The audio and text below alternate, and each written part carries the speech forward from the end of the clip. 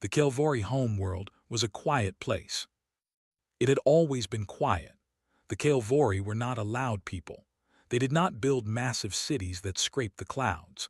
They did not launch 1,000 warships into the stars to show off their power. They were small in number, gentle in nature, and they lived on a warm green planet called Kilvory Prime, deep inside a system of 4 moons that turned slowly around their amber sun. For 200 years, they had been part of the Galactic Sovereignty. That was the name of the great alliance of species that governed most of the known galaxy. It had hundreds of members, empires, federations, collectives, all bound together by treaties and agreements that had taken centuries to build. The sovereignty had its own council, its own laws, its own fleets. It was supposed to protect its members.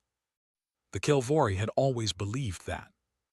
They believed it right up until the day the Vorkai came. The Vorkai Dominion was not a new enemy. They had been known to the galaxy for almost a century. They were large, powerful, and they were cruel in a very organized way. They did not attack out of anger or madness. They attacked because they calculated that they could win, and winning was what they did. One by one, over 30 years, they had consumed 12 civilizations. Some fought back, some ran, some tried to negotiate. It did not matter. The Vorkai always came, and the Vorkai always won. When their fleet crossed into the Kilvory system, there was no warning, no message, no demand. Just ships, hundreds of them, appearing at the edge of sensor range like a dark wall moving through the stars. Elder Sathrek was the first official to be told. He was an old Kilvory with deep green scales and eyes the color of pale gold. He had spent most of his long life in service to his people. He had attended sovereignty meetings. He had signed treaties. He had shaken hands, or the Kilvory equivalent of it, with beings from 100 different worlds. He had believed, truly believed, that the sovereignty was a structure worth trusting. When the young soldier brought him the sensor report and placed it on the table in front of him, Sathrek sat very still for a long time. He read the numbers. 340 Vorkai warships, moving at a steady pace, aimed directly at Kilvory Prime. He did not panic. He was too old for panic. He picked up the communication line and called the Sovereignty Council. The line connected after a short wait. A smooth, artificial voice informed him that the council was in session and could not be interrupted. He left a message. Then he sent an emergency transmission, a priority signal that was supposed to bypass all normal channels and reach the council's emergency desk immediately. He received an automated reply. His transmission had been received. Someone would respond within 48 hours. 48 hours. The Vorkai fleet would reach Kilvory Prime in 31. Sathrek closed his eyes. He breathed slowly. Then he stood up, straightened his robes, and walked to the communications tower at the center of the capital. The tower was an old building. It had been built long before the sovereignty, back when the Kilvory were just beginning to reach beyond their own moons. It had tall walls and wide windows, and from the top floor, you could see almost the entire capital city. The low curved buildings, the long green fields at the edges of town, the rivers that caught the amber light of the sun and turned it to something almost gold. Sathrek looked at his city for a moment. Then he went inside and told the communications team what he needed. He needed to broadcast a distress signal, not just to the sovereignty, to everyone. A wideband transmission on every known frequency, aimed in every direction, carrying a simple message. The Kilvory were under attack. They were a peaceful people. They had done nothing wrong. They needed help. The team worked through the night. They built the signal. They aimed it at every major civilization they had contact information for. The Threnai Empire, the Asavari Collective, the Mulran Federation, the Dureshi Commonwealth, dozens of others. They sent it just before dawn. Then they waited. Velnoma was not an important person. She was aware of this. She worked a mid-level communications desk at a sovereignty relay station that nobody had a strong reason to visit. The station sat at the edge of a quiet sector, mostly processing routine trading notifications and the occasional scientific report. It was not exciting work. It was steady, organized work, and Vel Noma was a steady, organized person. She was a Lasari, a species with thin gray skin, 4 long fingers on each hand, and large dark eyes built for reading screens in low light. She had been working this desk for 6 years. She was good at her job in the way that very careful people are good at quiet jobs. She noticed things, small things. She filed everything neatly. She never ignored a signal just because it looked unimportant. The Kilvory distress transmission reached her station 11 minutes after it was sent. Vel Noma flagged it immediately. She pulled up the full message. She read it 3 times.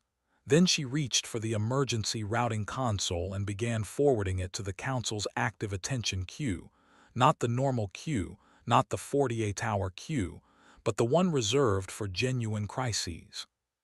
The system rejected her request. She blinked. She tried again. The system told her that the Kilvory distress signal had already been received and logged by the Council, and that the matter was under review. Under review.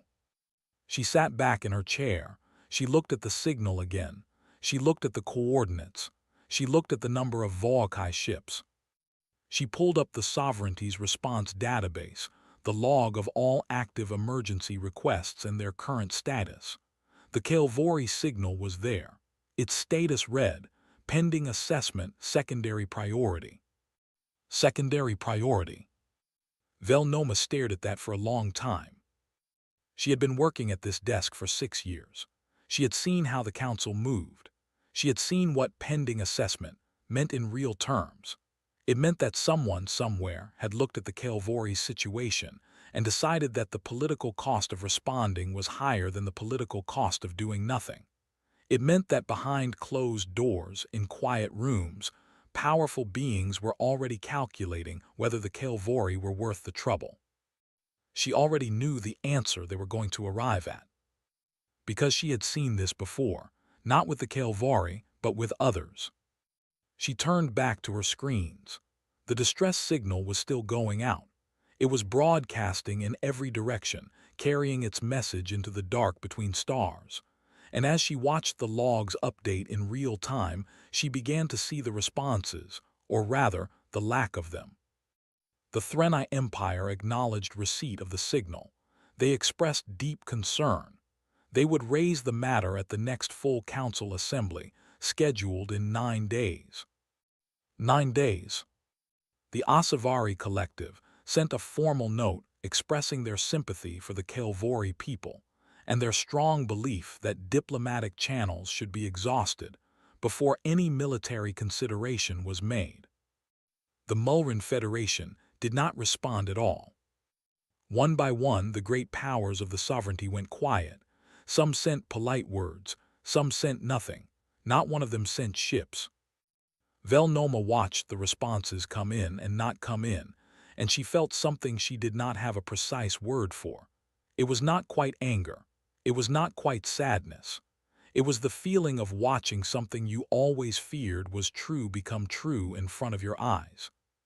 She leaned forward and began closing the active monitoring windows one by one. There was no point watching anymore. The signal was dying in the dark. She had her job to finish.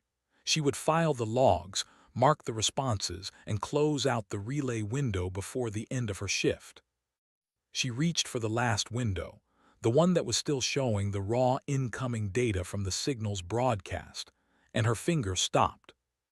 There was something there. A small entry, almost invisible in the stream of data, an automated acknowledgement ping not from any sovereignty member, not from any known major civilization. It came from a direction that, when she checked against her charts, pointed toward a region of space that was mostly empty on the official maps. Low development space, the outer edge of the Orion Arm. She almost closed it. It was probably a relay echo. Those happen sometimes, a signal bouncing off a station and coming back looking like a new response. Then she saw the timestamp. The acknowledgement had come back in 4 minutes and 17 seconds. Velnoma went very still. She knew the distances. She had been working with signal times and distances for 6 years. Whatever had sent that ping was not a relay echo. It was not a passive bounce off some dead station. Something had received the Kilvory signal. Something had read it. And something had sent back a confirmation, not a polite note, not a diplomatic reply, not a promise to discuss the matter, just a clean, direct acknowledgement that said, in the simple language of deep space communications, message received, understood, acting. Acting. That one word made her hands stop moving. She pulled the ping source data and ran it through her location charts. The coordinates resolved slowly, overlapping with sparse old survey files from about 40 years ago. A small system, one inhabited planet, a species that the Sovereignty had catalogued briefly and mostly ignored. They had been given a standard file, young civilization, early spaceflight, not yet considered significant. The species was called human. The planet was called Earth. Velnoma had never spoken to a human. She had barely read the Sovereignty file on them. Nobody paid much attention to Earth. They were a new species, only 80 years into real space travel. They had a handful of colony ships, a few research stations, some small defense vessels. They were considered a minor presence. Background noise. She read the acknowledgement ping again. Then she ran a calculation.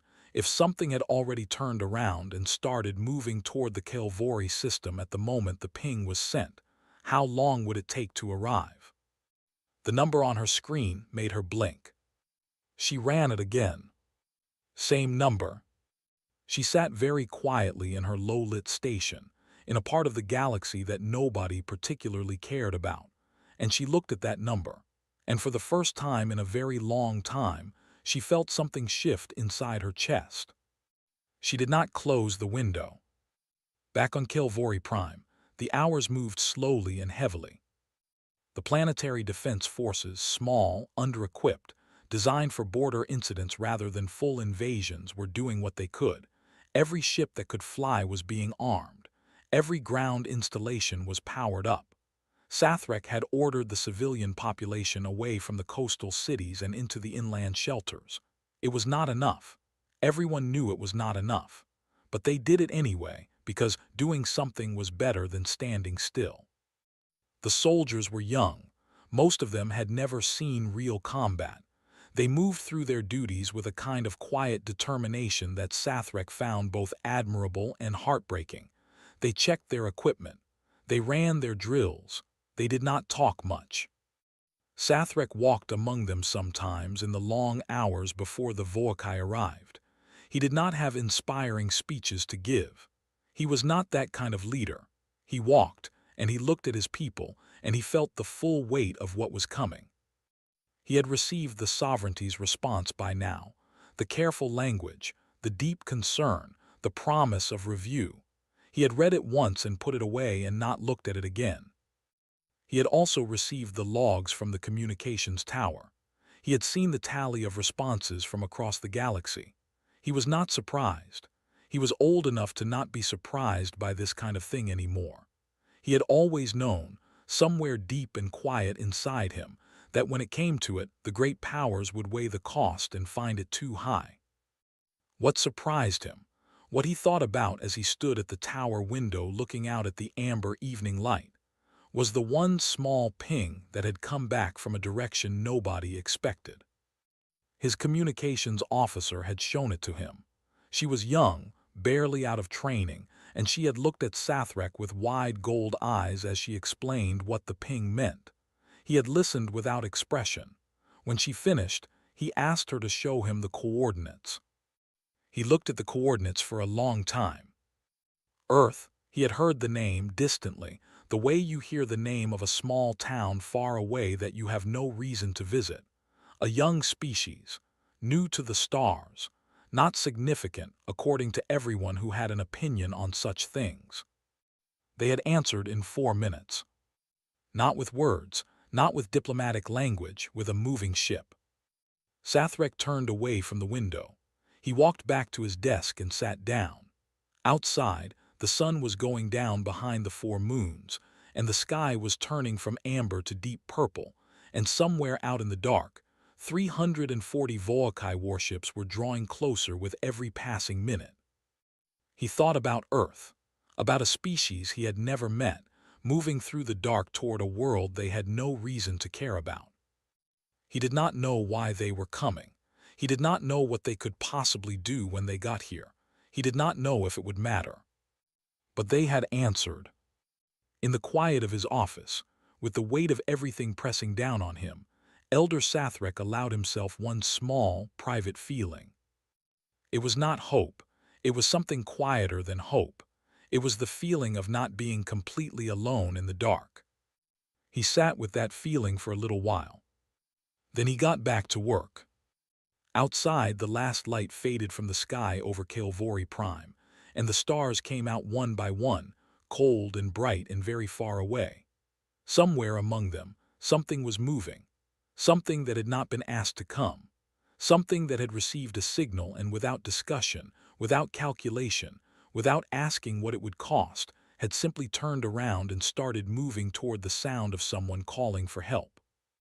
The night settled over the capital city. The soldiers kept their watch. The shelters filled with families who held their children close and spoke in quiet voices. The amber moon rose over the eastern hills and cast long shadows across the empty streets. And the signal went on broadcasting into the dark, over and over, carrying its simple message to anyone who would listen. Most of the galaxy had already decided not to. But somewhere far away, at the edge of the Orion Arm, a fleet was moving through the night between stars, and it was moving fast. The signal reached Geneva at 3:40 hours. Most of the city was asleep. The streets were quiet. The lake sat still and dark under a cloudy sky. The lights of the United Nations Defense Command building were the only bright thing on the waterfront at that hour. They were always on, always bright, because the people who worked inside them had long ago accepted that trouble does not keep regular hours. Admiral Seraphine Akafer was in the middle of a briefing when the duty officer knocked and opened the door. She was a tall woman, not tall in a way that announced itself, just tall and straight and steady, the way old trees are steady. Her hair was cut short and going gray at the edges. She wore her uniform the way she wore everything, without thinking about it, because it had been part of her life for so long it was just her skin now. Her eyes were dark brown and very clear, and when she looked at you, you had the feeling she was reading something behind your face that you did not know was written there. She had been up since 200, that was normal. The duty officer handed her a printed transcript of the signal. She read it while the other people in the room waited. She read it the way she read everything, carefully, completely, without rushing. When she reached the end, she went back and read the part about the Volkai fleet again. Then she set the paper down on the table and looked at the duty officer. "Who else has it?" she asked. "Everyone," the officer said. "It's a wideband broadcast. The whole galaxy has it." "Who's responded?" The officer's mouth pressed into a thin line. "The Sovereignty is reviewing it. The Thren I sent a note. Nobody's moving." Akafer nodded once. She looked at the paper again. She looked at the coordinates. She did the math in her head. Then she stood up. "Get me the authorization codes," she said, "and wake up the fleet commanders." The briefing room went very quiet for a moment, not because people were afraid, because people were listening to the sound of something beginning. "Admiral," said one of the senior officers at the table, a man named General Foss, broad-shouldered, careful, the kind of person who liked to be sure about things before he moved. "We don't have a sovereignty mandate for this. The Kilvory aren't under our protection, legally speaking." "Legally speaking, 12 civilizations are gone," Akafer said. She did not raise her voice. She did not need to. "And the 13th is asking for help. I'm going to give it to them." General Foss looked at her for a moment. Then he nodded and reached for his communication device. Within 20 minutes, The building was fully awake. The UES Unbroken Promise was the largest warship Earth had ever built. It was not large the way some alien ships were large, not designed to be impressive from a distance, not built with grand curves and ornamental structures meant to signal power to other civilizations. It was large the way a working tool is large, because the job required it. Every part of it had a purpose.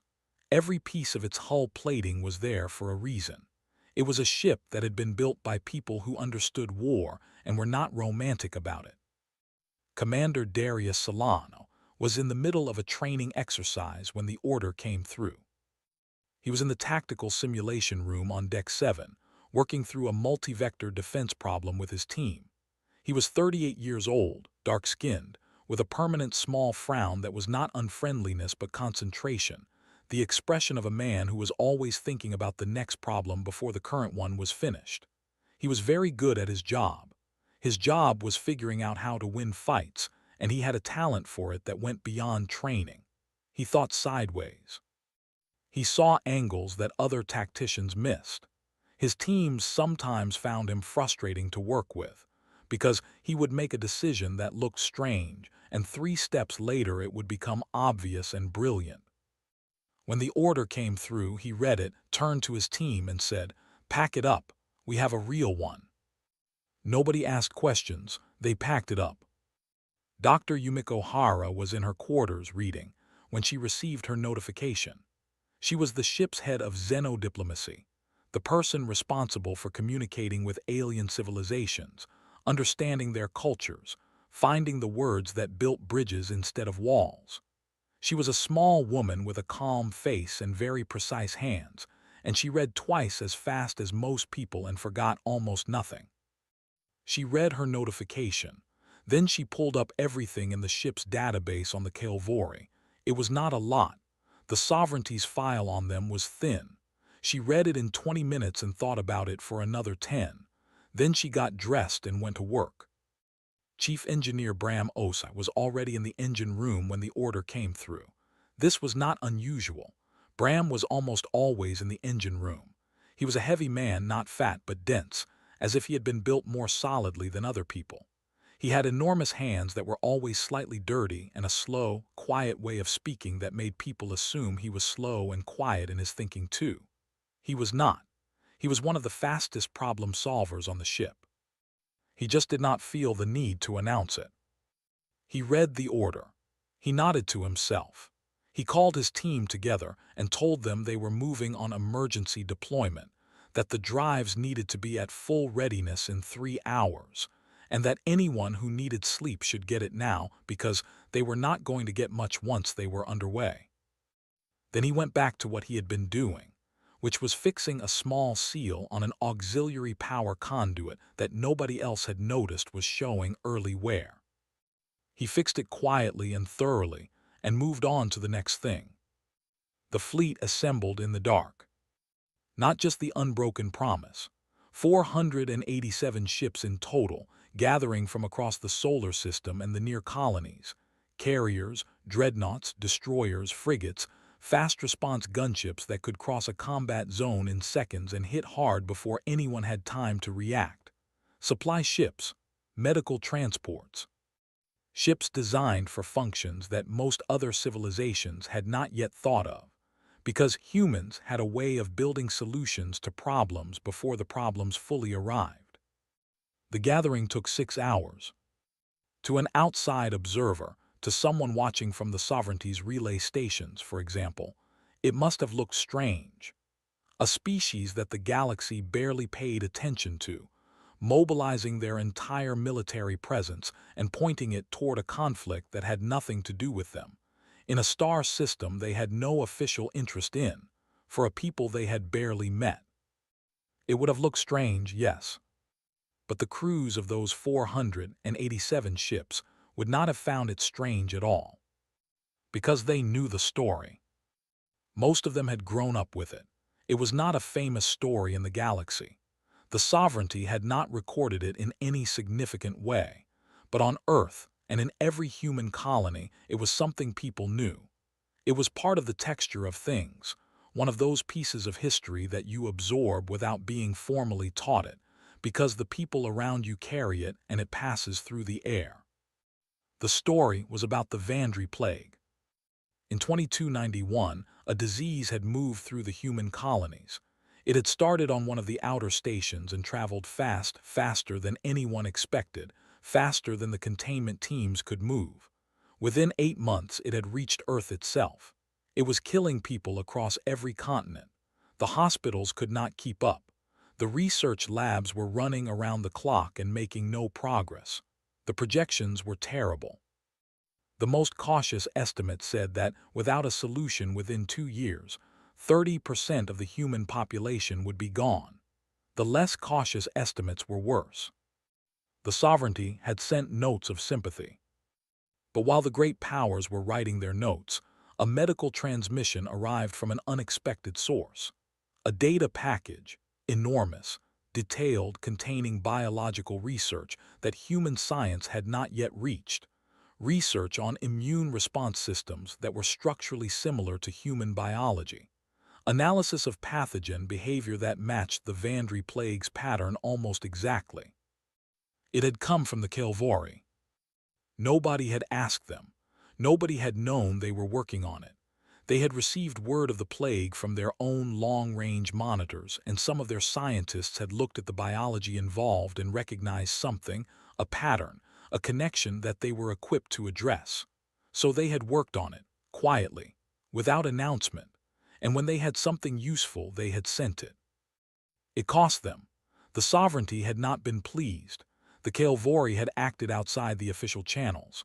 There had been political consequences, slow ones, quiet ones, the kind that show up as reduced trade agreements and less favorable treatment at council meetings. The Kilvory had accepted those consequences without complaint and without explanation. The research they sent had saved 70,000 lives in the first year alone. Over time, as the treatment was refined and applied, the full count was higher. The Kilvory had never once mentioned it again. They had not done it for recognition. They had not done it as a bargaining chip. They had done it because they could, and because someone needed help, and those were sufficient reasons.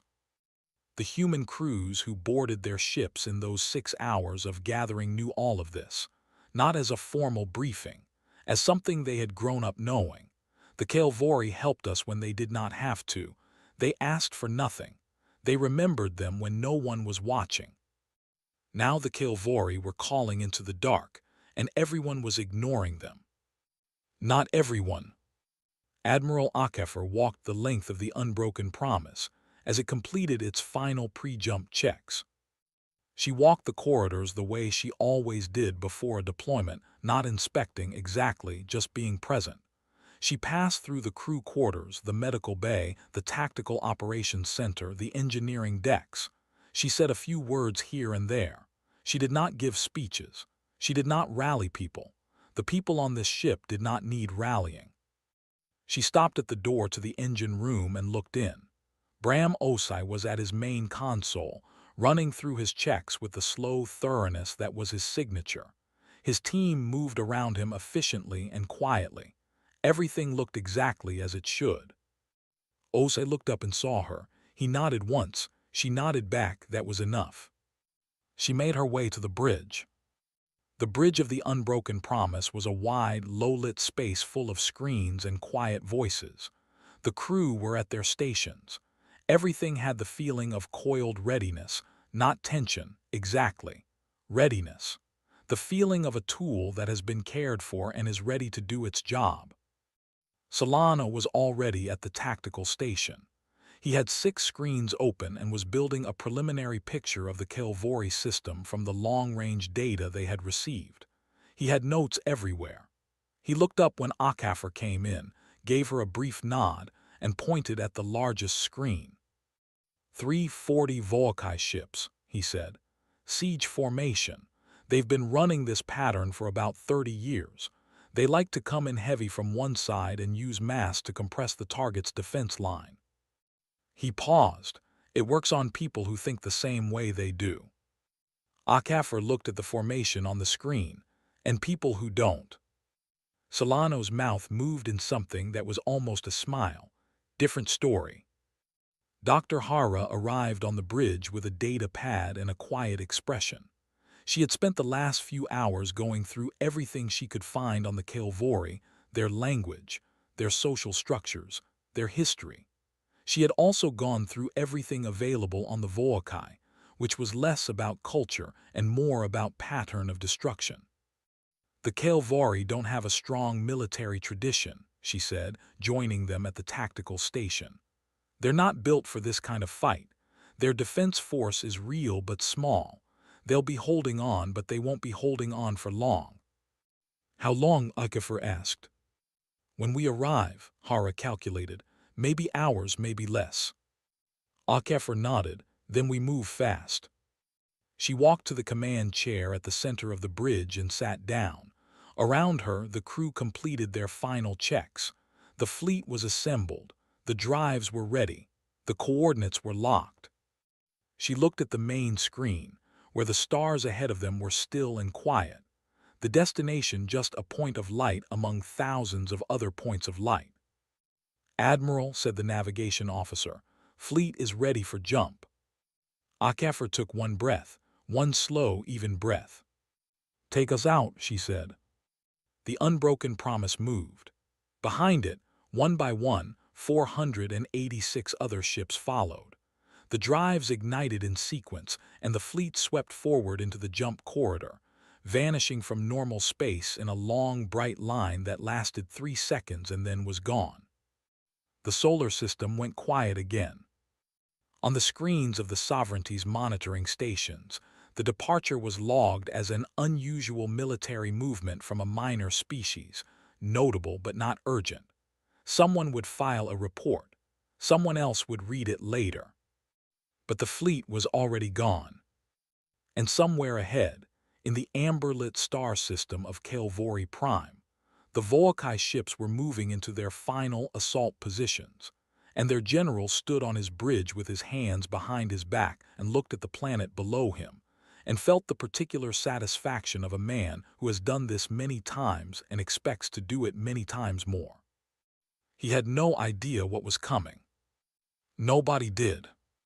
Except, perhaps, an old Kilvory elder who stood at a broken window and looked up at the stars and thought about a signal he had sent, and a ping that had come back in 4 minutes and 17 seconds. He had not told anyone about it. He was keeping it quietly, the way you keep something fragile, holding it carefully so it did not break before it had the chance to become real. The night outside was dark. The moons were high. The Volcae ships were visible now with the naked eye, bright moving points of light against the stars, drawing closer with every passing minute. Sathrek watched them come. And he waited. The last hour before the bombardment was the quietest hour. On the surface of Kilvory Prime, the capital had gone mostly dark. Not a blackout, the power was still on in the shelters, still running the medical stations and the communication arrays, but the streets were empty, the market squares were empty, the long river walks that the Kilvory loved in the evenings were empty. The city felt like a held breath. General Vethdrahl stood on the command bridge of his flagship, the Volcae warship Sovereign Fist, and looked at the planet below him through the wide front viewport. He was a large being. Volcae were large in general, broad, heavily built, with dark armored skin that had evolved on a high-gravity world and never quite let go of the thickness that world had demanded. Drahl was older than most of his officers, and the years had not made him soft. They had made him precise. He had been running military campaigns for 22 years. He had participated in the conquest of 6 civilizations personally. He knew how these things went. He knew the rhythms of them, the resistance that starts strong and then slowly exhausts itself. The moment when the defending forces realize they cannot win and begin to collapse. The long, careful process of turning a living civilization into a controlled territory. He found the process almost boring now. Not because it was easy. It was always difficult in the details, but it was predictable. Every civilization responded to overwhelming force in the same basic ways. They fought. They ran. They asked for help. Help did not come. They fought some more. Eventually, they stopped. Kilvory had been in the fighting stage. Now they were moving toward the asking for help stage. Draal had seen their distress signal go out. He had monitored the galaxy's response with something approaching amusement. The Threnai sent a note. The Asavari sent a longer note. Nobody moved. This was the part he had always found most useful, the moment when the defending civilization realized that the rest of the galaxy was not going to save them. That moment did more to break resistance than any weapon. He turned to his communications officer. Begin the final approach sequence. I want bombardment of the northern defense installation started within the hour. Yes, General. He turned back to the viewport. Below him, Kilvory Prime glowed amber and green in the light of its sun, quiet and small and entirely surrounded. It was going to be a short day. The first sign was on the long-range sensors. One of the Voakai sensor operators noticed it first, a fluctuation at the edge of the system's detection range. He almost dismissed it. Sensor fluctuations happened. Space was full of things that showed up briefly and then resolved into something normal.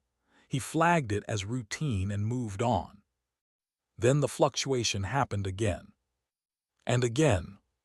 And then it stopped being a fluctuation and became a reading. One ship, then 5, then 20.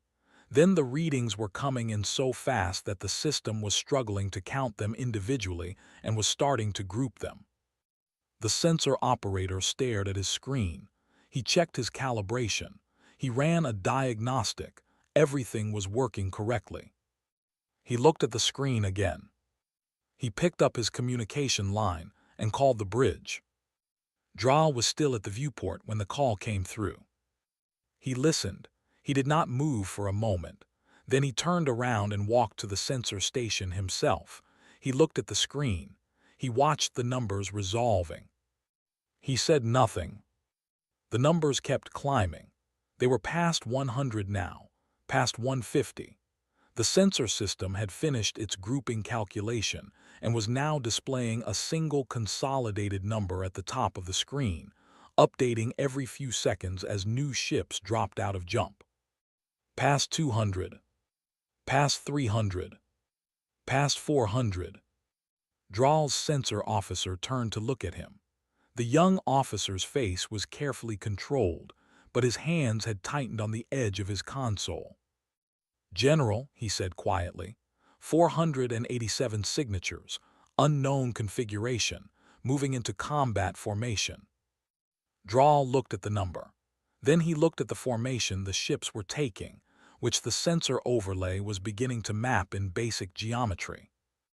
It was not a defensive arc. He recognized defensive arcs.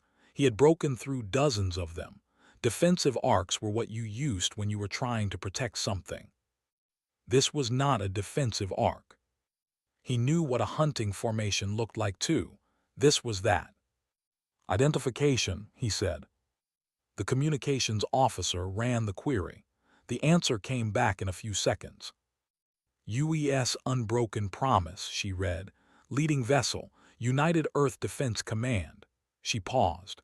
The rest of the fleet is also registering as Earth vessels, General. Draal said the word slowly, Earth. Yes, General. He knew the name. He had a general awareness of most spacefaring civilizations in this part of the galaxy. It was useful information for a man in his position. He pulled what he knew about Earth from memory. Young species, 80 years of serious spaceflight, small presence. No major conflicts on record outside their own system, not sovereignty members in full standing. By any measure, a minor player.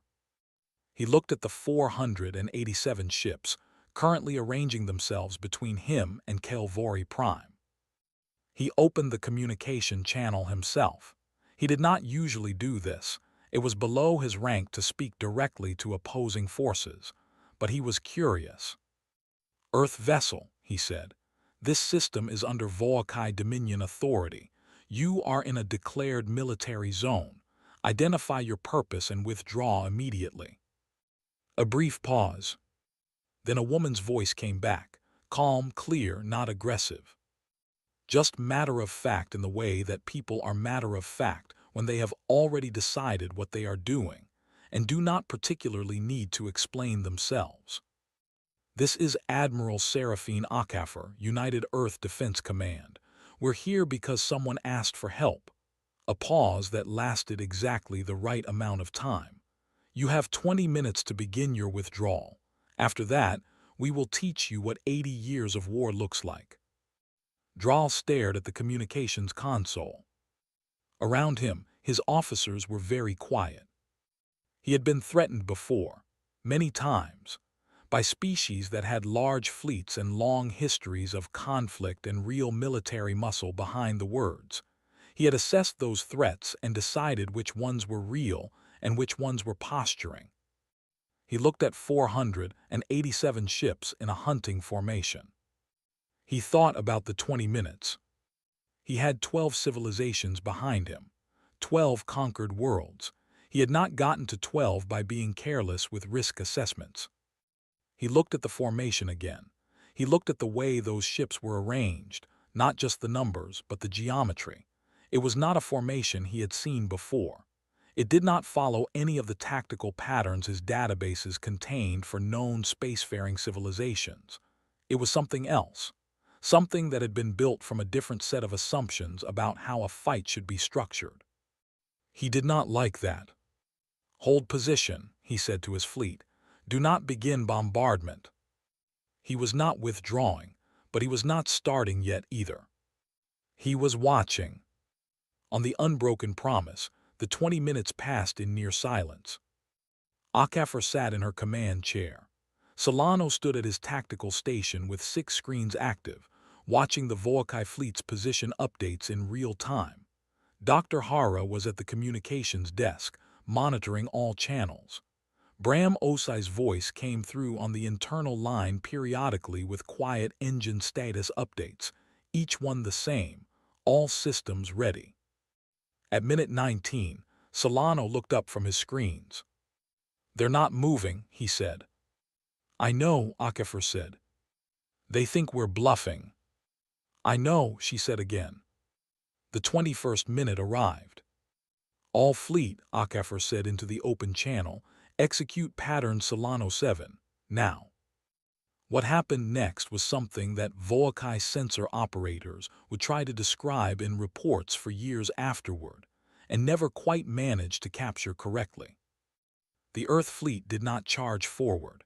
It did not form a wall and push.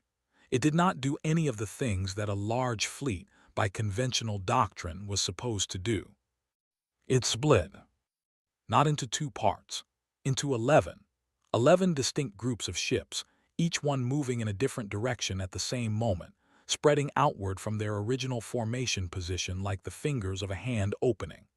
The groups moved faster than the Volkai expected, because the Earth ships had engines built for rapid acceleration rather than sustained top speed, a design choice that made no sense until suddenly it made all the sense in the world. The Volkai fleet was large and it was powerful, and it was built for the kind of combat that most civilizations fought, 2 forces meeting head-on, mass versus mass, power against power, the heavier side eventually winning. Draal had won 12 times doing exactly that. His fleet knew how to fight that fight in their sleep. They did not know how to fight this fight. The 11 groups curved around the Volkai formation from multiple directions simultaneously. 3 of them went high above the orbital plane. 2 went deep below.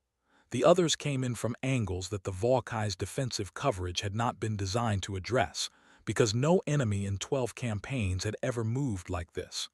Draal's ships tried to reorient. He was fast. He was a good commander, genuinely, and he began issuing orders to split his own fleet in response.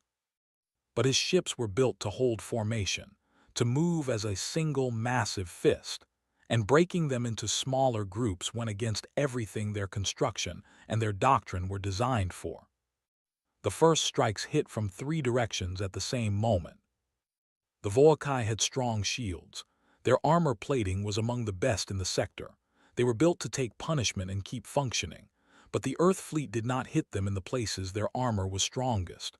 The ships had been watching for 30 seconds, scanning, mapping, looking, and when they struck at the specific points where the Volkai design left gaps. Not obvious gaps, small ones.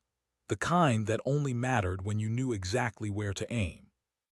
On the Kilvory surface, Elder Sathrek was watching from the communications tower. The tower's exterior screens showed a rough sensor map of the space above the planet. It was not a perfect picture. The Kilvory's sensor equipment was limited, but it showed the broad shapes of what was happening. He could see the large mass of the Volkai fleet. He could see the smaller, faster shapes of the Earth ships moving around it like water moving around a stone, not hitting it straight on, but finding every crack and flowing into it. The young soldier who had been assigned to stand with him, a private named Teva, barely 20 years old, with bright amber eyes and a way of holding her weapon like she was trying to convince herself it would be enough, watched the screen with wide eyes. "Who are they?" she asked quietly. The elder was quiet for a moment. He watched one of the Earth ships perform a maneuver that made no logical sense until it suddenly revealed a Volkai vessel's unprotected flank, and then it made complete sense. "The ones we helped," he said, "a long time ago." Teva looked at him, then she looked back at the screen. "They came," she said. It was not quite a question. It was the sound of someone watching something they had mostly stopped believing in becoming real in front of them. "They came," Sathrek said. The battle lasted 4 hours and 17 minutes. There were moments when it was not going well. 3 Earth ships were destroyed in the first 40 minutes. The Volkai were not helpless, and their weapons were powerful, and in the sections of the fight where they managed to get Earth vessels into the kind of direct confrontation they were built for, they were dangerous. 14 people died on the destroyer UES Resolute when a Volkai energy burst found a seam in its hull. The UES Meridian took heavy damage to its engine section and had to pull back from the line.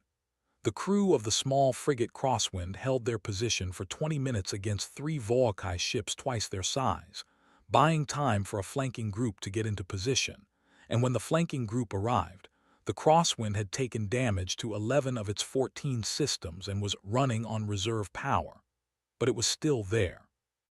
On the tactical station of the Unbroken Promise, Solano was everywhere at once. Not physically, he stayed at his station, his hands moving across his screens, his voice calm and continuous on the fleet channels, but his mind was in every corner of the fight. He was watching patterns. He was watching how the Volkai were adapting. Every time they found a new response to the Earth fleet's movements, Solano was already building the counter to it before they finished implementing it. He was 2 steps ahead, and staying there through sheer concentrated thinking. "Group 7, pull left," he said into his channel.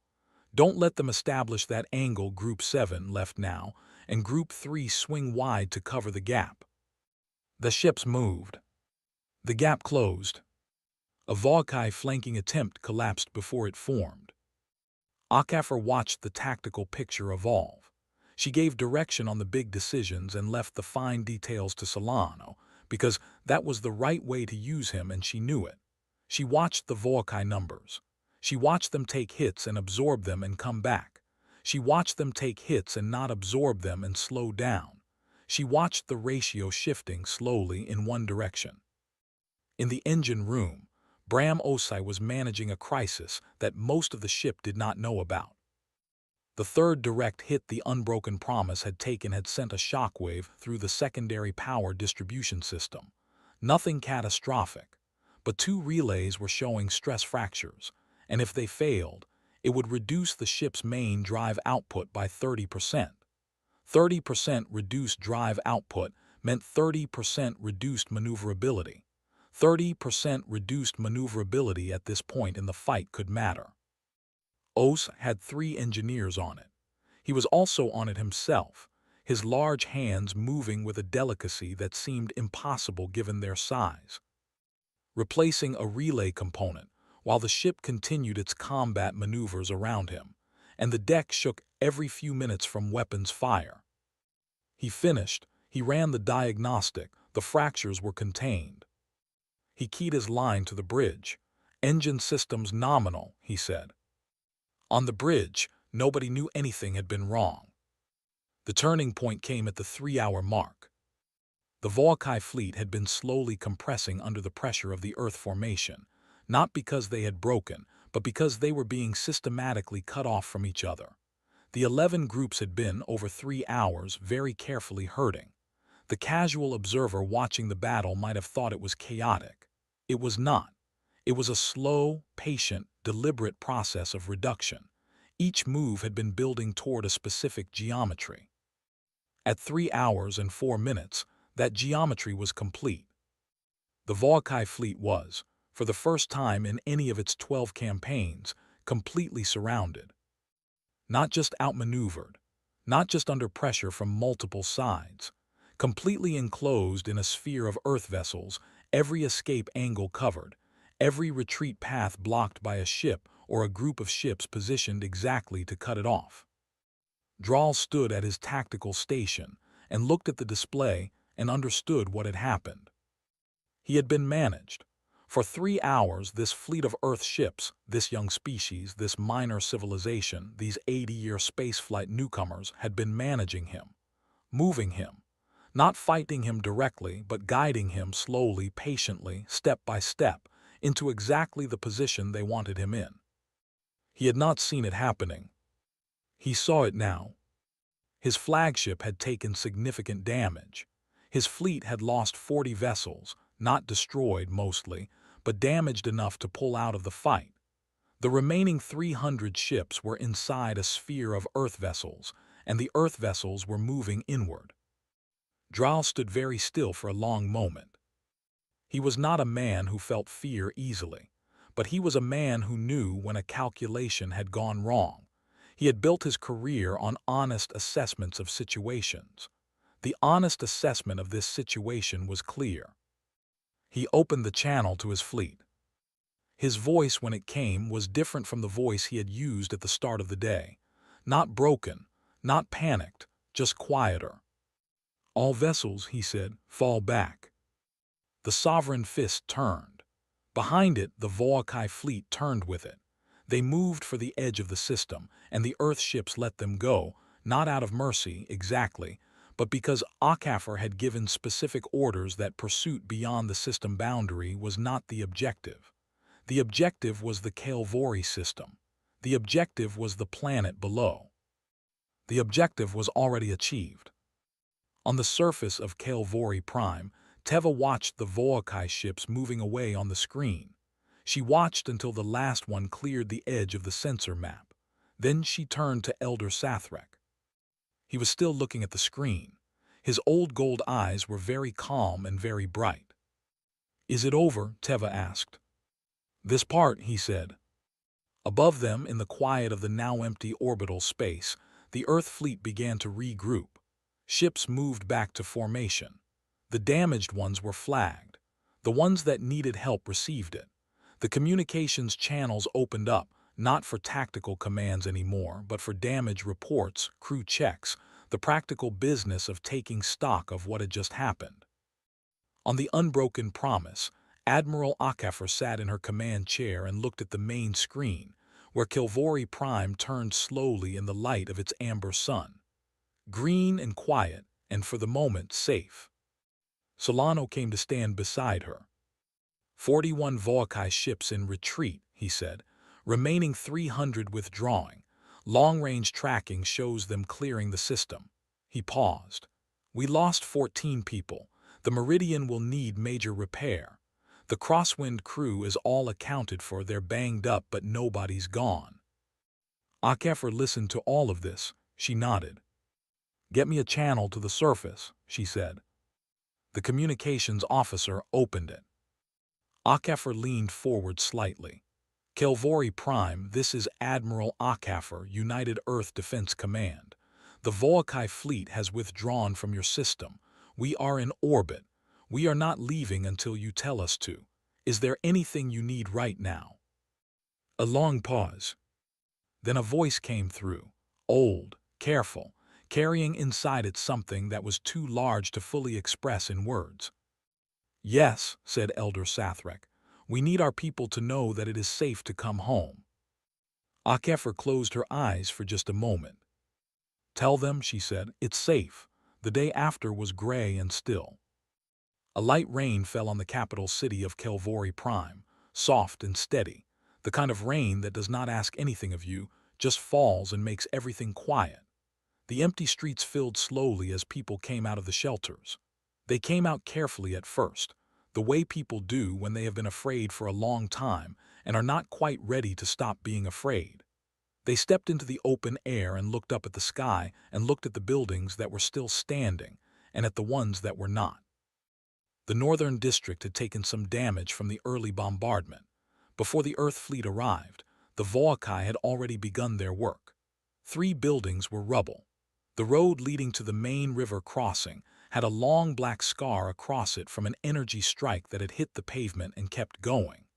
2 of the public gardens that the Kilvory kept with great care were burned on one side, the old trees there reduced to bare black shapes against the gray sky. People looked at these things. They did not make much noise. They just looked, and then they began to move, some toward the shelters to check on family, some toward the damaged areas with tools and hands, already beginning the process of figuring out what could be fixed and what had to be rebuilt. Sathrek walked through the city in the morning rain. He was tired in the way you are tired after something big has happened, not sleepy exactly, but emptied out, like a container that has been filled and then poured. He had not slept. He had been on communication lines all night, coordinating with the Planetary Defense Command, with the remaining sovereignty channels that were now suddenly very interested in talking to him, with his own staff. He had also received a request from the Earth Fleet. Admiral Akefer wished to send a diplomatic representative to the surface for a formal first contact meeting. He had replied that he would be honored, and named the time and place himself. The old assembly room at the base of the communications tower, the next morning, at the hour when the amber sun came over the eastern hills. He arrived early. Dr. Yumiko Hara came down in a shuttle with 2 other crew members and 1 security officer who walked behind her and tried to look inconspicuous and did not quite manage it. She carried nothing except a small data pad and the knowledge she had been building since the signal first came through. The city she descended into was beautiful even in its damaged state.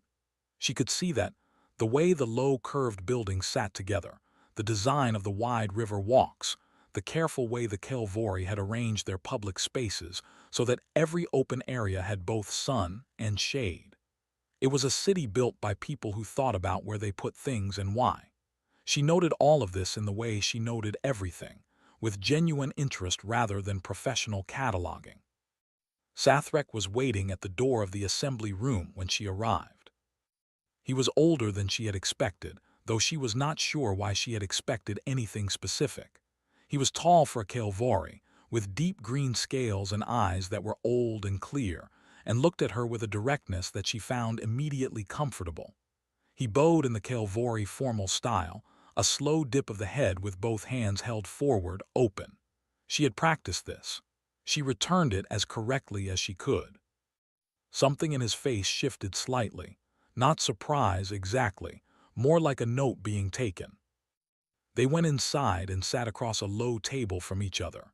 Tea was brought, a Kilvory drink, amber and light, that tasted like warm wood and something faintly sweet.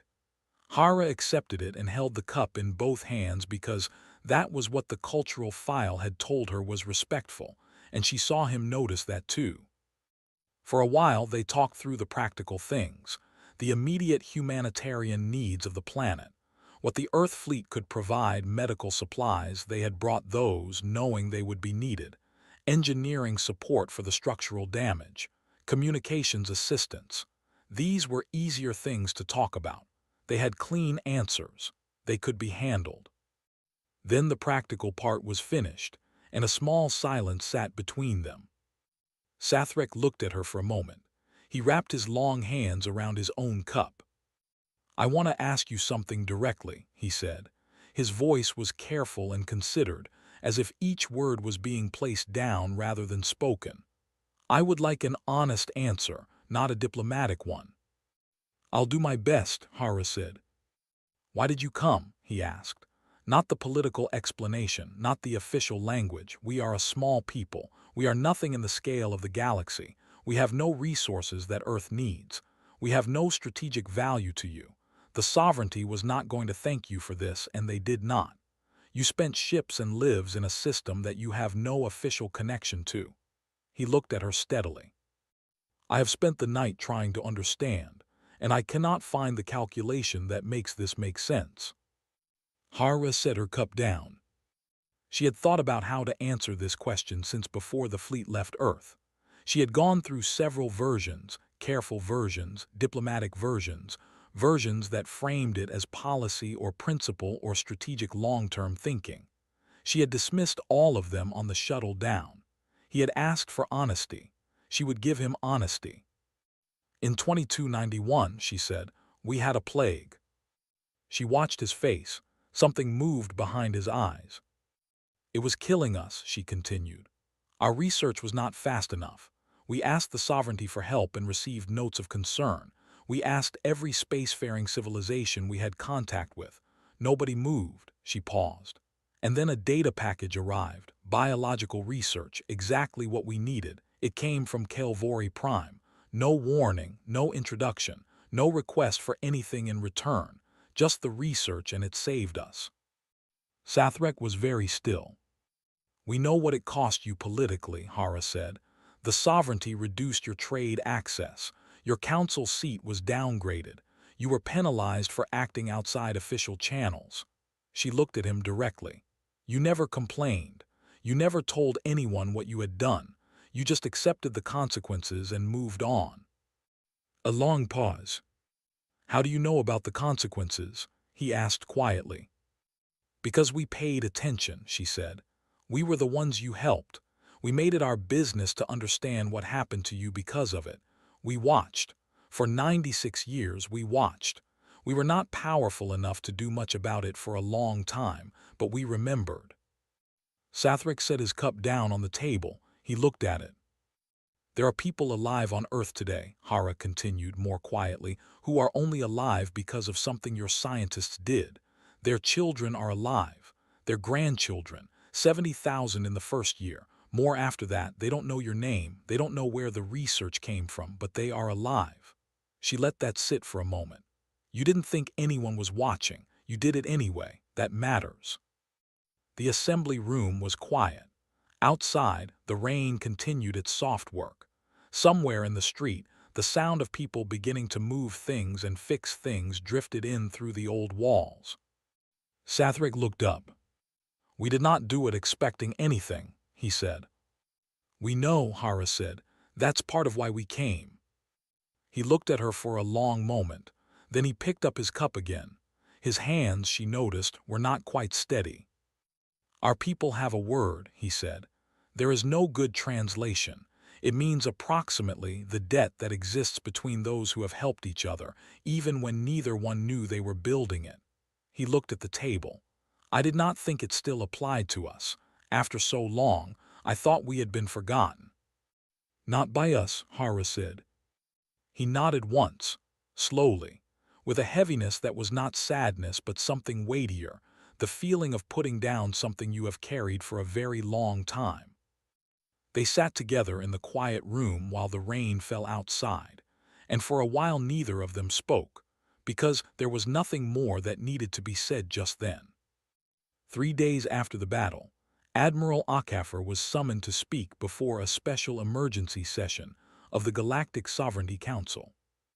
She attended via long-range communication link from the bridge of the Unbroken Promise, her image appearing on the council chamber's main screen as a live transmission.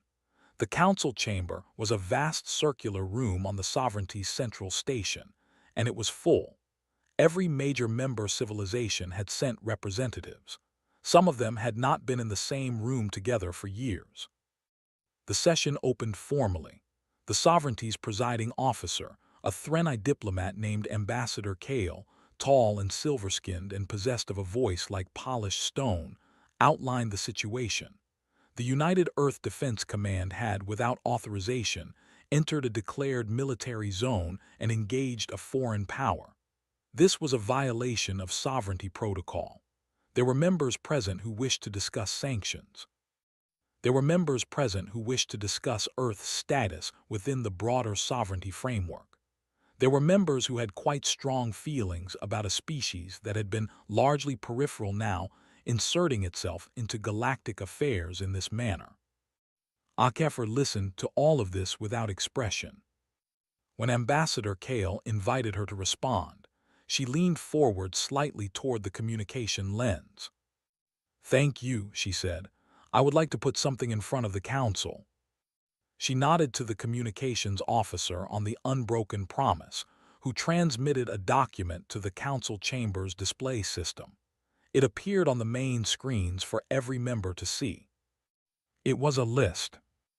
A long list, 12 items. Each item was the name of a civilization, a species, a world, a culture, followed by 2 columns of data. In the first column, the date their distress signal had been received by the sovereignty. In the second column, the sovereignty's response. Pending review, pending review, pending review, under assessment, diplomatic note sent, pending review. 12 names, 12 responses, 12 civilizations that were now either conquered, destroyed, or absorbed into the Vaukai dominion. The council chamber was very quiet. HFY let them look at it for a full minute. She did not rush. "I want to be clear," she said, when the minute was done. "I am not here to accuse this council of cowardice or bad faith. I understand that the sovereignty is a complex body with competing interests and significant political constraints. I understand that unilateral military action creates precedents that are legitimately concerning. I understand all of that." She paused. But 12 civilizations asked for help, and nobody came. And when the 13th asked for help, we came, and the Vaukai fleet withdrew. Another pause. "You are within your rights to sanction us. You are within your rights to review our status in the sovereignty framework. You can do whatever the rules of this council allow you to do." She looked directly into the communication lens so that her eyes met the screen in the council chamber as directly as possible. "But we will tell you this. The next time a signal comes in from any species in any system, we will answer it. We will answer the one after that. We will keep answering. That is not a threat. It is a statement of what we are and what we do." She sat back. Ambassador Kale looked at her across several light minutes of space. The silence in the council chamber lasted a long time. In the end, no sanctions were formally proposed. Several members requested additional discussions. Several others quietly moved to update their own emergency communication protocols. The session was closed without resolution, which in sovereignty terms often meant that the matter had been quietly set aside because nobody had found a good argument for the opposing position. HFY closed the communication link and sat in the quiet of her bridge. Solano came to stand beside her. He had listened to the whole thing. "You think they'll call again," he said, "meaning the council, meaning the sovereignty." "Eventually," she said. And we'll go to those too." He nodded. He almost said something else. Then he just nodded again and went back to his station. In the engine room, Bram Osai was filing his post-engagement maintenance report. The hull fracture from before the battle, the one he had patched during the FTL jump, he listed under routine maintenance, noting only the repair type and materials used. He filled in the date, initialed the form, and moved on to the next item. His supervisor would review the report the following week and notice nothing unusual. On the 4th day, a young Kilvory soldier came to find Elder Sathrek. It was the same young soldier who had stood beside him during the battle, Teva.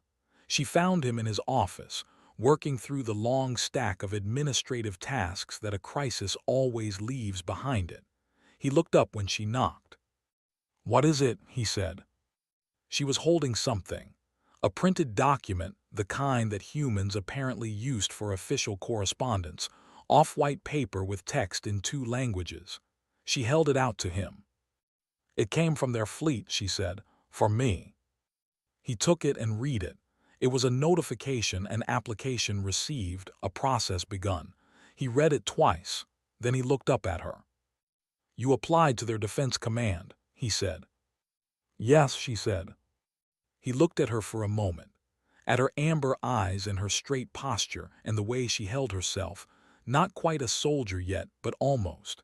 He thought about the night she had stood beside him watching the battle unfold on the screen, asking who those ships were. "They have offices on 3 colony stations," she said. "I found the application process through the communications officer on the Earth ship that was doing our repair assessment. She helped me." A small pause. "I want to do what they do." Sathrek looked at the document.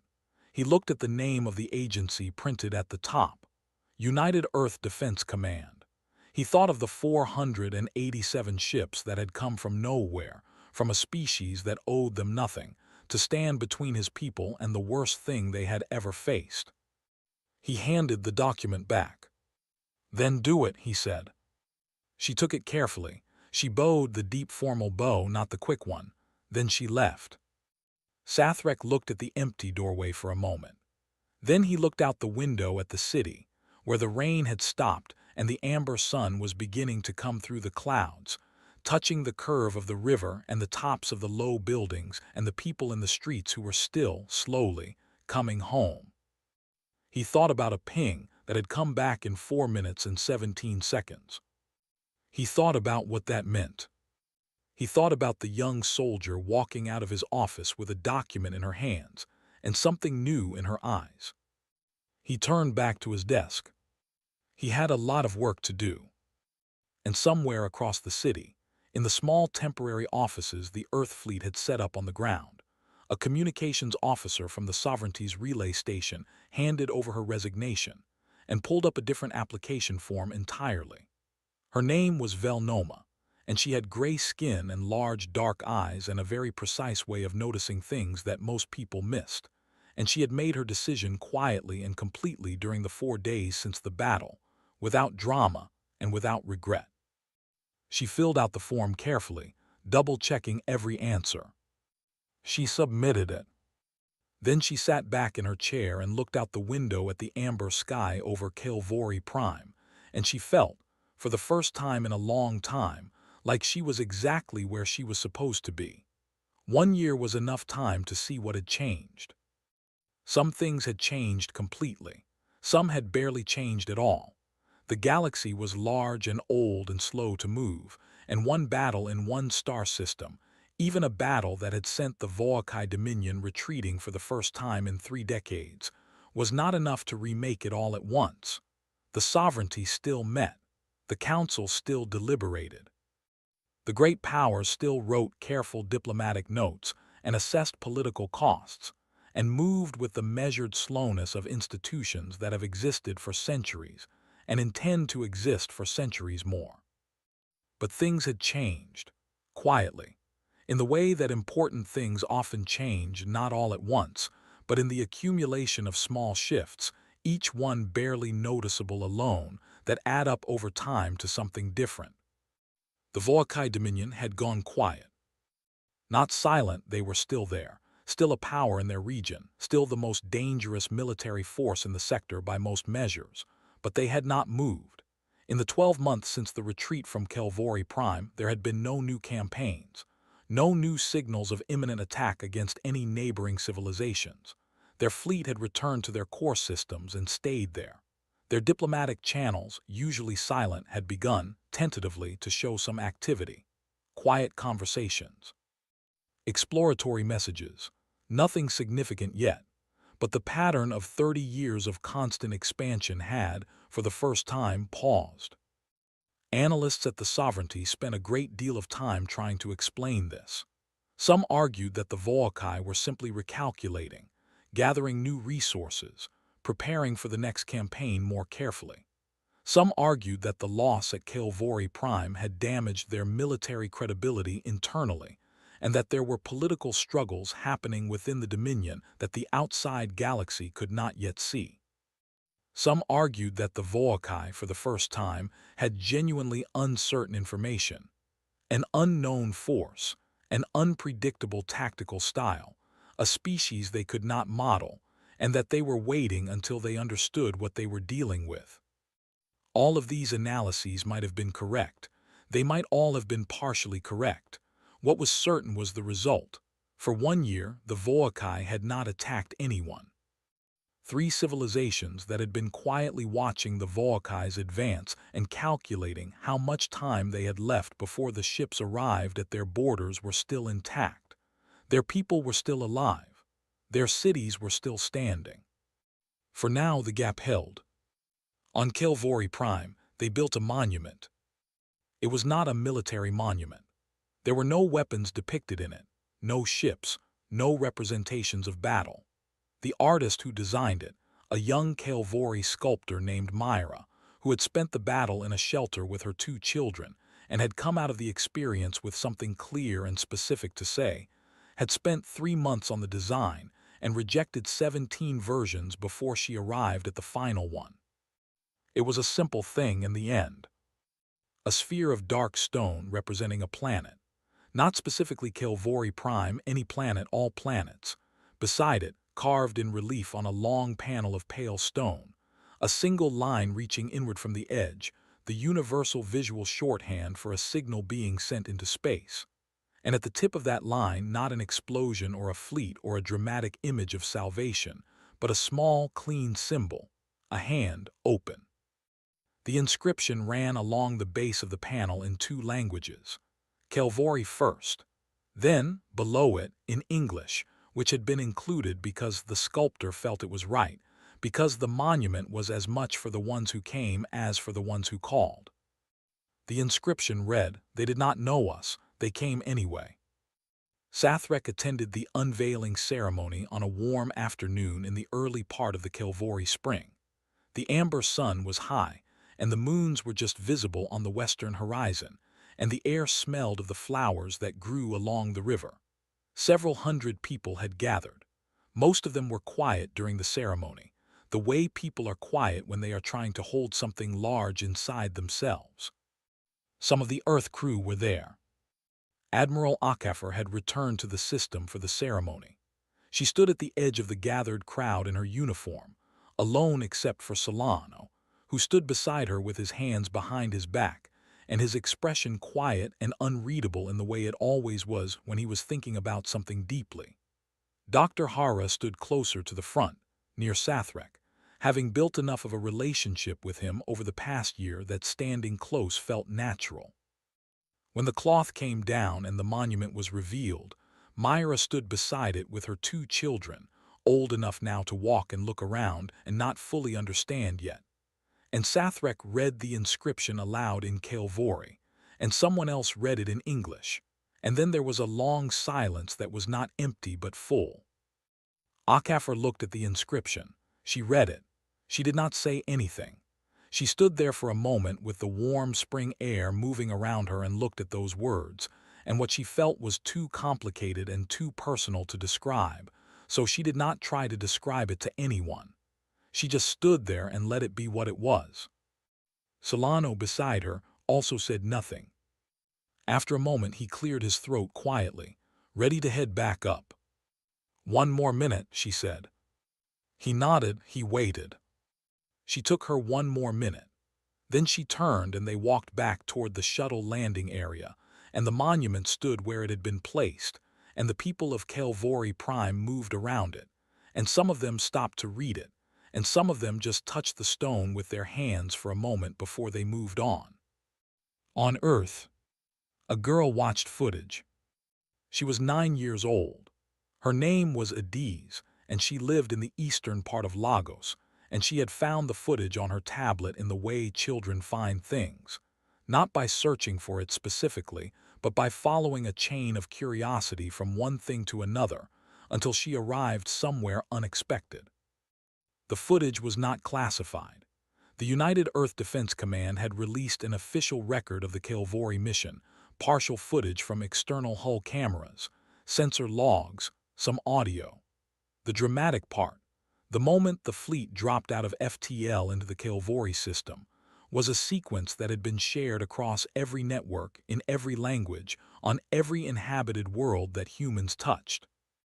487 ships dropping out of jump space in sequence, the stars visible behind them, the amber glow of Kilvory Prime below, the fleet arranging itself into formation, moving with the kind of coordinated purpose that looked almost beautiful even when you understood what it was for. The whole sequence lasted about 90 seconds of real time, captured from a camera on the trailing edge of the destroyer Resolute, wide angle, sharp. Adiz watched it 3 times.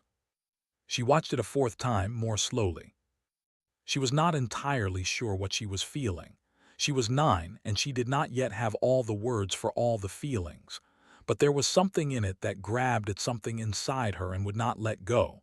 The ships moving, the formation taking shape, the sense, the clear, visible sense of purpose, of people who knew why they were doing something and were doing it completely.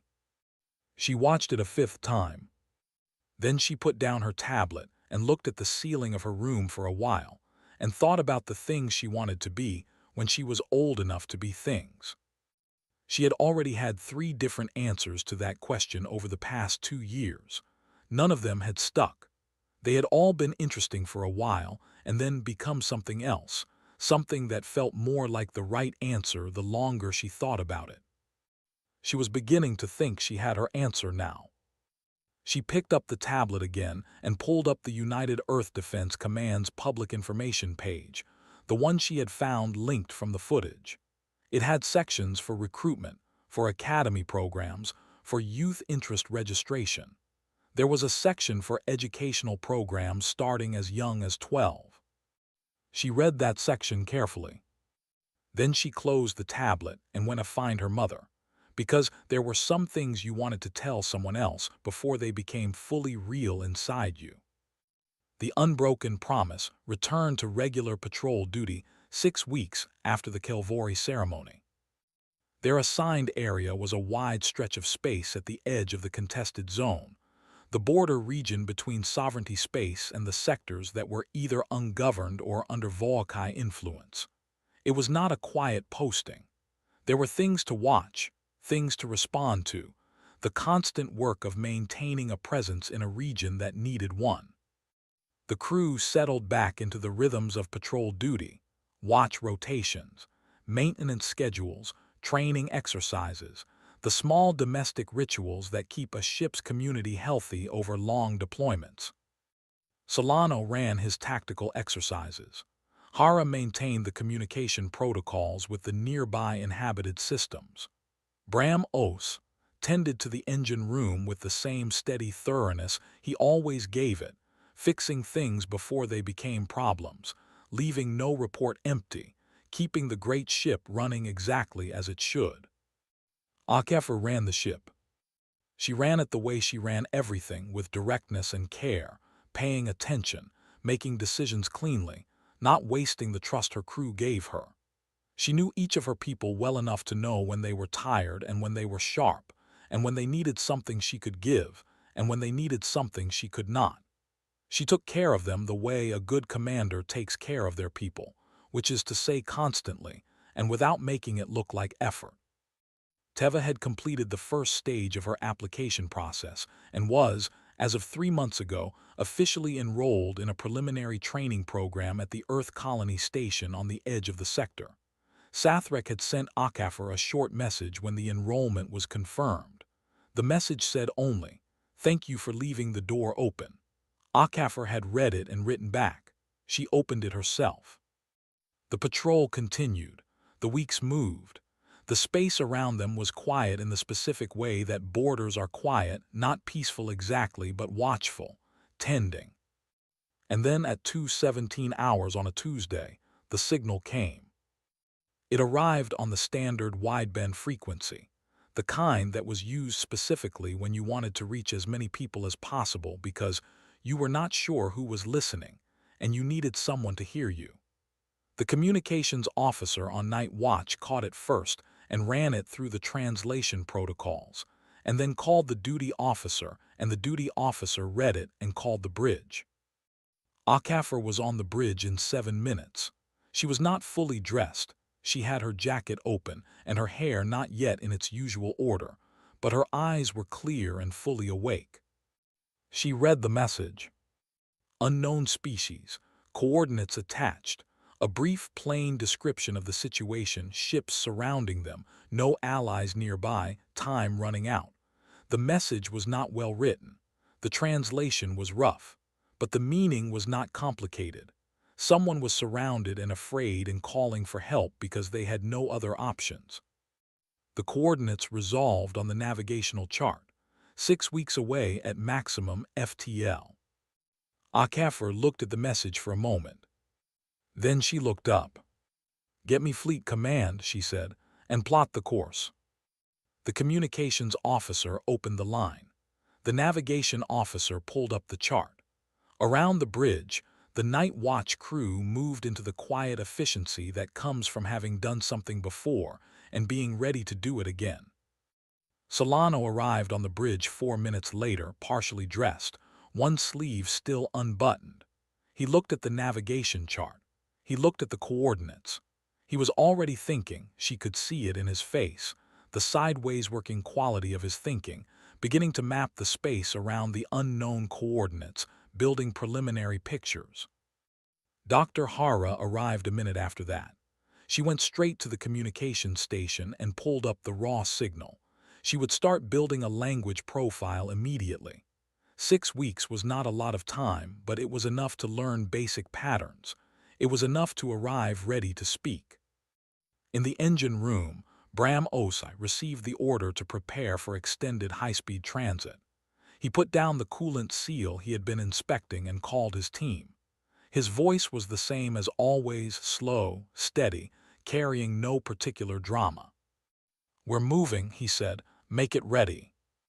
On the bridge, Akafar confirmed the course and looked at the main screen. The stars ahead were still and bright in the dark, and somewhere among them, 6 weeks away, an unknown species was calling into the void because they had no one else to call. They did not know anything about Earth. They did not know anything about the humans who were now reading their words. They did not know about Kilvory Prime, or the battle that had been fought there, or the monument that stood in a spring city with an inscription in 2 languages. They did not know about the girl in Lagos who was reading about recruitment programs. They did not know about a young Kilvory soldier beginning her training at a colony station on the edge of the sector. They did not know about any of it. They only knew they were afraid, and there was no one coming. They were wrong about that last part. The unbroken promise moved. Its drives engaged with a deep, clean sound that traveled through the hull and into the feet of everyone aboard. The stars ahead shifted as the ship accelerated, pulling toward the jump corridor that would take them to the unknown coordinates on the navigation chart. Other ships began to move behind it. The fleet assembled in the dark the way it always did, not slowly, not with ceremony, but with the practiced speed of people who have done this before and understand what it means. Ship after ship, falling into formation, drives igniting one after another in the dark of deep space. Akafar watched them assemble on the rear-view display. All those ships, all those people, moving toward the sound of someone who had called for help and did not expect an answer. She turned back to the forward view. The jump corridor opened. And somewhere, in a part of the galaxy that no human had ever visited, in a star system whose name they did not yet know, a people sat in the dark and waited and were afraid, not yet knowing that 487 drives had just ignited on their behalf, not yet knowing that something old and stubborn and impossibly loyal to the idea of showing up was already moving through the stars toward them. They thought no one would come. They were wrong. They had always been wrong about that. Because there was one species in the galaxy, young and sometimes foolish, and sometimes frightened and sometimes mistaken, and never ever perfect, that had made a decision a long time ago, so deep inside itself that it was not a policy or a strategy or a doctrine, but simply a fact about what they were. That when someone calls for help, you answer. You answer the first call. You answer the call after that. You keep answering. And so the fleet moved through the dark between stars, and the galaxy turned slowly around them. And far behind, on a warm green planet bathed in amber light, a monument stood in the spring air with an inscription in 2 languages, and the river caught the sun and turned it to gold. And somewhere above, among all the cold, bright stars, something was moving toward the sound of fear with open hands. Answering. Always answering.